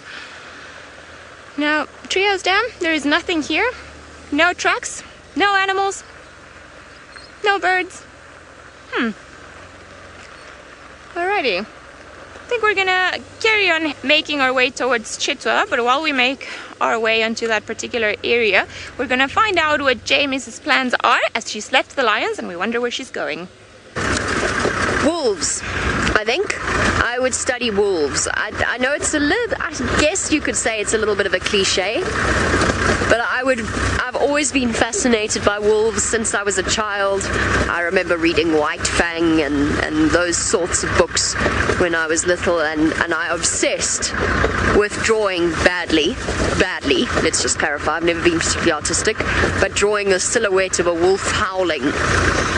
And go through that sort of pre-teen stage where I think lots of girls, and boys possibly, were obsessed with wolves and dolphins.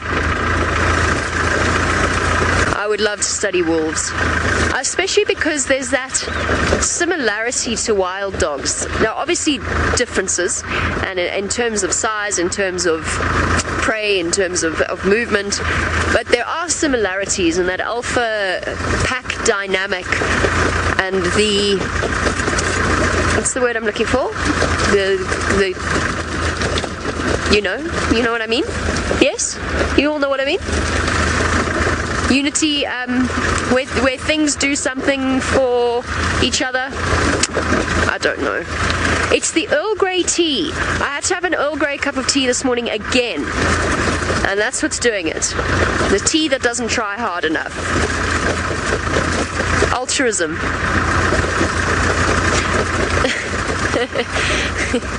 The altruism of the pack members. I would love to study. I would also really love to see a bear. I actually think if I were on foot, I would be quite frightened of bears. Not frightened, but I'm so familiar with lions and leopards and so on foot. I know what to do with them.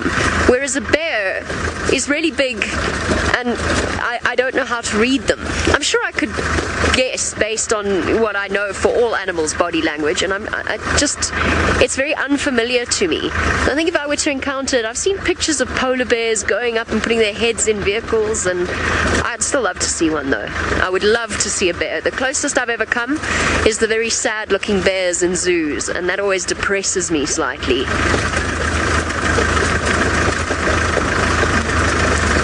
I once went with my mum on a coastal holiday, a tropical holiday, and we were swimming. And I kept telling her that the fishes were attacking me. And she kept saying to me that I was being ridiculous because I work as a guide. I track lions and rhino for a living. And the fishes were attacking me and I did not know what to do. Okay, let us, now that you've heard my answer and my complete lack of vocabulary, let's go across to Scott, who hopefully can speak better and tell you what North American animal he'd like to study.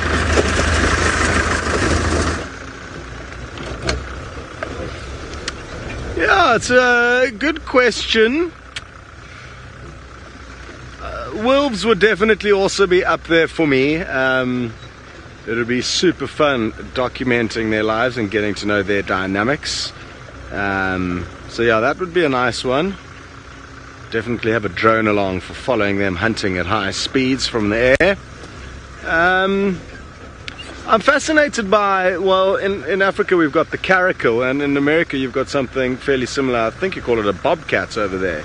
And I just love them because of their little tufty ears and their short tails. So I guess a bobcat would be another interesting animal that I'd like to follow. Interestingly, Ali also said the same thing. There's probably a whole host of animals that I don't even really know about that live in North America. So I need to do some research, I guess, once we got there, if we ever get there, as to what to do. Like Jamie says, bears would be an interesting one for us to experience. They're just so much bigger than lions, the big grizzly bears. And I think, just like Jamie said, it would be quite horrifying to come across one of those guys on foot. Lahoy, you'd like to know about why none of us have kind of said mountain lions. I guess that would be another interesting predator to spend time with and follow. I'm sure they're quite like leopards in that they're highly opportunistic and adaptable and can hunt a wide variety of prey depending on where in America you are viewing them. I'm told they occur quite a lot in LA, I think, in and around the mountains there. Hikers and trail runners and bikers, I'm told, come across them fairly often. So yeah, that would be another nice animal to get to know. And I'm told that they were seen in Aspen in the summer months. Nikki spent a summer there. I spent a winter there. She spent both.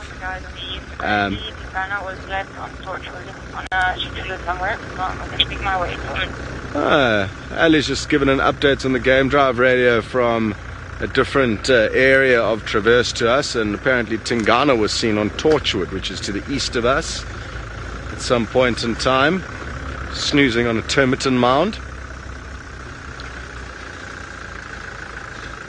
We interestingly did have male lion tracks coming into Djuma off our eastern boundary, but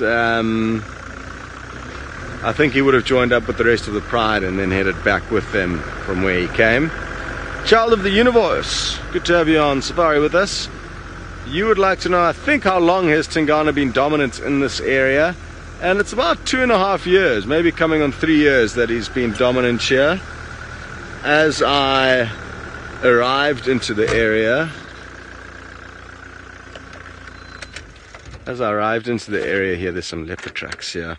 Mvula was the dominant male, but shortly after his, my arrival, he was slowly ousted by Tingana.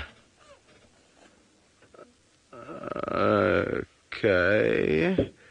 The tracks are tricky to see, but over here there's one, and another one going down the road, and I just want to check carefully and make sure there's not two leopards that have been here, because I initially saw tracks on the other side of the road. But it looks like just one male, and I'm guessing this is Hukumuri, the new male leopard who appears to be pushing Tingana out. I can hear a squirrel alarm calling here. Let me just quickly check behind everyone and try and work out if he didn't veer off the road, which I think he may have. And while I investigate what this leopard has done, we are going to send you across to Ali for another update on her plans and movements. Alright, so we are on our way towards Chitwa area, see if perhaps Hosana is there. Reports say that he is still there, and then we can make our way straight onto where he is. I'm still about maybe 5-10 minutes away, but we are definitely going to make our way towards pretty little Hosana, which I'm really excited to see. I think just as Tamba is the favorite of some, I think Hosana is my favorite. I really like him. There's something about him and how he's had all odds stacked against him and how he's managed to survive. So there's like a feeling of pride whenever I see him like doing unusual things, like, you know, killing a buffalo or surviving or sharing a kill with Tingana. It's just like, well done. You surprised us again. Well done. I didn't think it was possible. So I'm very excited to be heading onto that way.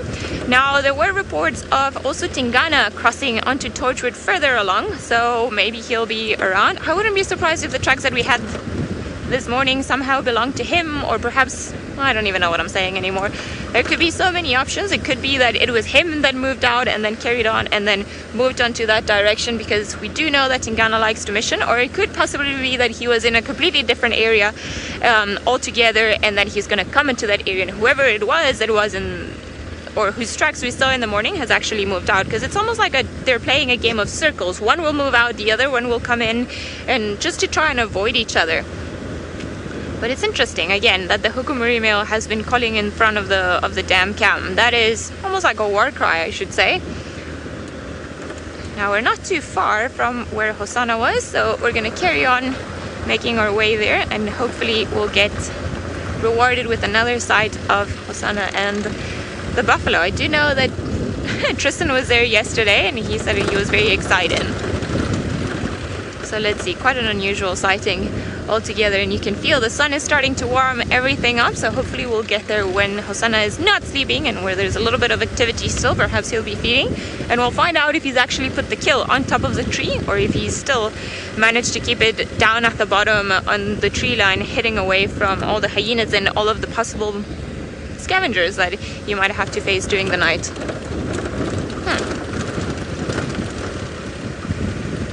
Almost there. While we get there, we're gonna head on to Jamie, who I believe is now driving around looking for her next big animal, or perhaps a smaller one. We'll let her decide.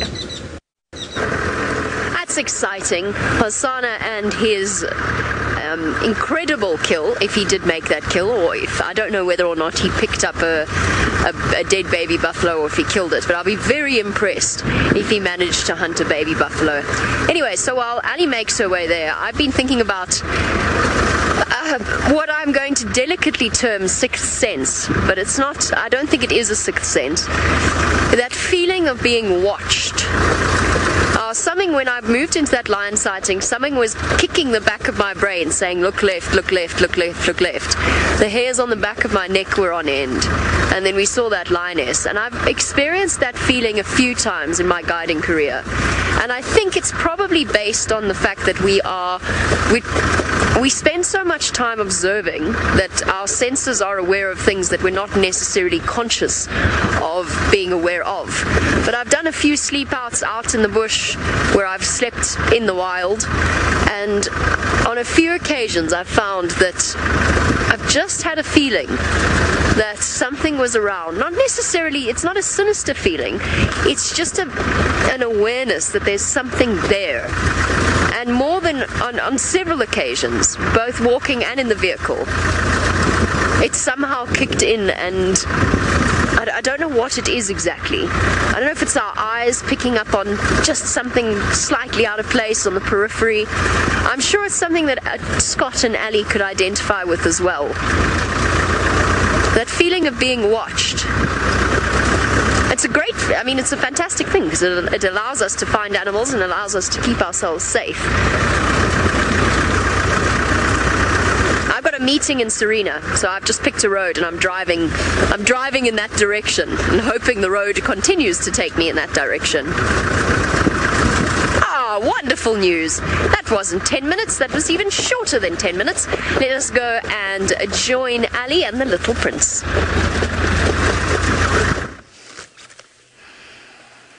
Yes, less than 10 minutes it was, and we are rewarded with some spots. Woohoo! Very excited to see this boy.